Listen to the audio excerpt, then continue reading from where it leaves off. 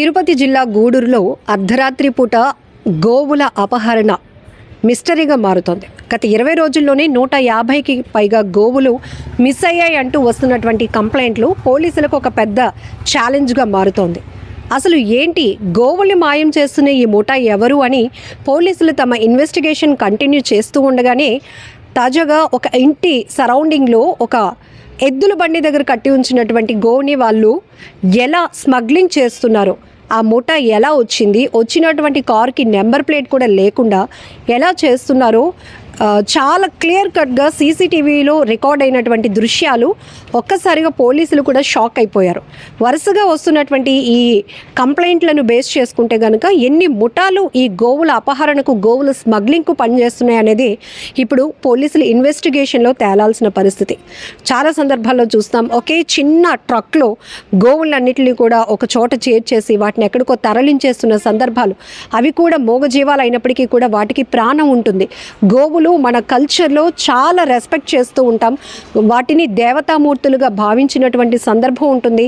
చాలామంది గోవులను పూజిస్తూ ఉంటారు కూడా. అంతేకాదు, రైతులకు అవి చాలా ప్రధానమైనటువంటి ఆధారం. అయితే కొంతమంది గోవులను చాలా సెంటిమెంట్గా కూడా పెంచుకోవటానికి ఇష్టపడుతూ ఉంటారు. అలాంటిది ఇప్పుడు ముఠాలుగా ఏర్పడి కొంతమంది గోవులను స్మగ్లింగ్ చేయడానికి సినిమాటిక్ ప్లాన్ చేస్తూ ఉండటం ఇప్పుడు తీవ్రమైనటువంటి విస్మయానికి గురి చేస్తోంది, షాక్కి గురి చేస్తుందని చెప్పొచ్చు.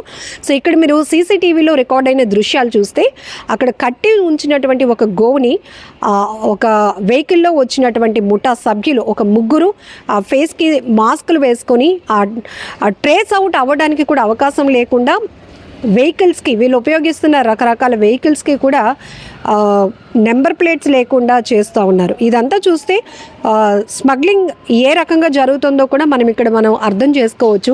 చాలా చోట్ల విదేశాలకు కూడా వీటిని తరలించడానికి ప్రయత్నాలు జరుగుతున్నాయి.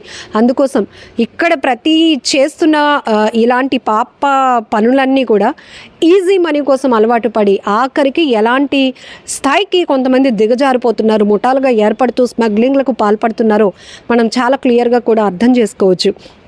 కొన్ని సందర్భంలో ఆర్ఎస్ఎస్ వాళ్ళు కావచ్చు, జంతు ప్రేమికులు కావచ్చు, ఇలా ఏదైతే ఆవులను, గోవులను స్మగ్లింగ్ చేయటానికి పూనుకుంటున్నారో వాళ్ళే ఈవెన్ పోలీసులు కూడా ఆ టైంలో అక్కడ ఆపలేనప్పటికీ కూడా కొంతమంది ప్రజలే వాటిని అడ్డుకోవడం, వాళ్ళని పోలీసులకు అప్పచెప్పడం, ఆ మూగజీవాలకు స్వేచ్ఛయుత వాతావరణం కల్పించే సందర్భాలు కూడా చూస్తున్నాం.